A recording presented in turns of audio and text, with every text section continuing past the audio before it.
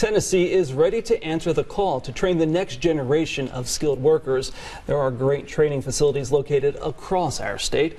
Brent Davidson is a Go Build board member, but he's also a project manager at ABEC Electric Company and an instructor at the Associated Builders and Contractors of Greater Tennessee's Construction Trades Academy in Nashville. That is a mouthful, and you have a lot of jobs and a lot of titles here. So let's first get into this as your instructor hat.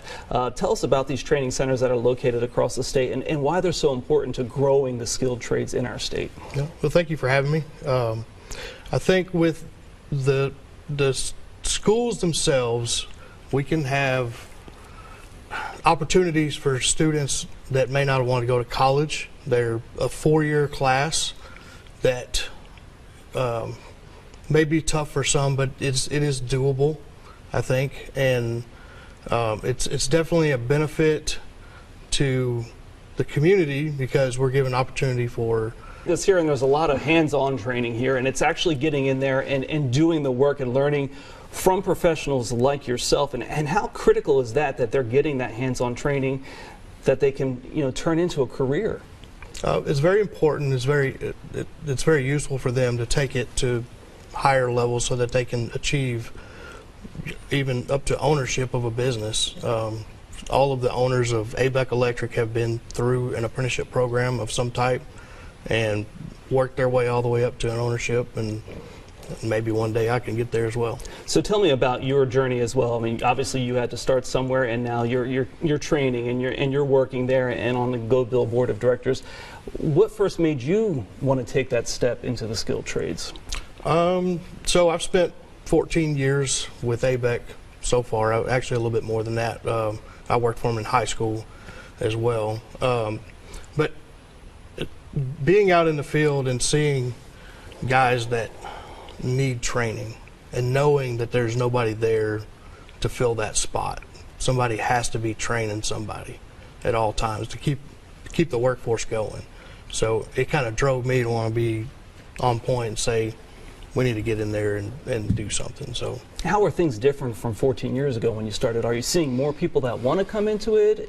Do you see that kind of changing, or is it getting worse as you're and you're seeing more of a need for people like you to get out there and sound the call?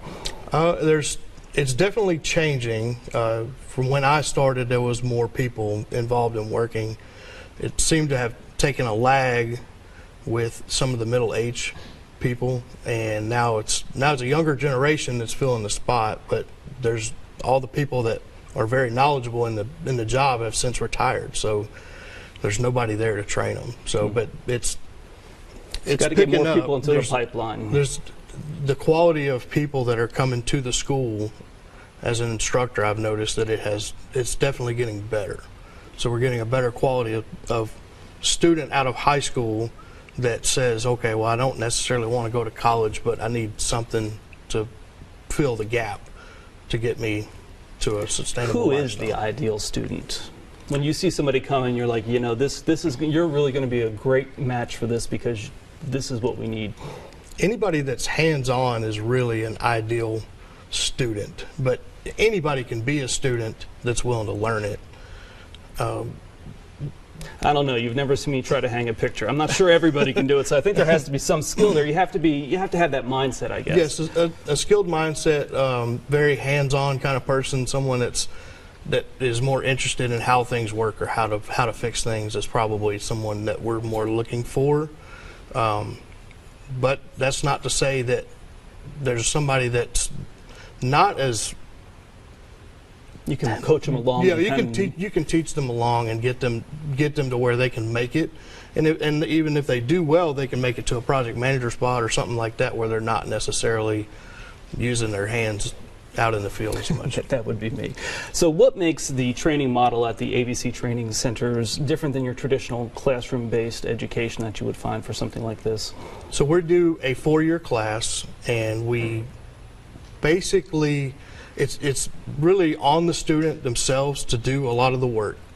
So we go 2 nights a week, and it's really not a lot of time to teach and to test and everything else, but we do some hands-on stuff, and it allows you to go home those evenings that you're not in school and do your homework and stuff. So you still have time with your family during those nights. You may still have to do some work, but at least you're at home doing that.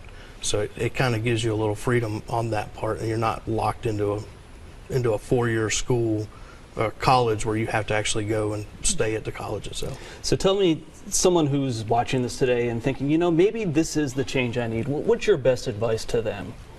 To go talk to any local construction company, depending on what career field you want to go into, or go on to Go Build website, or Associated Builders and Contractors is another website. You can go there, and it has avenues for you to find different training that you may be interested in.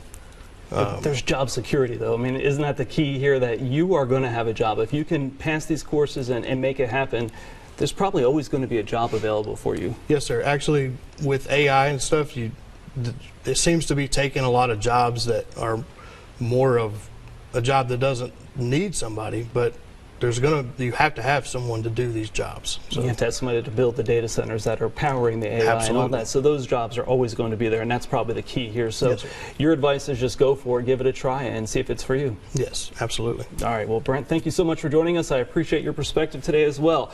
Well, we've heard from an instructor, so coming up next, we'll talk to a student about his journey through the skilled trades training.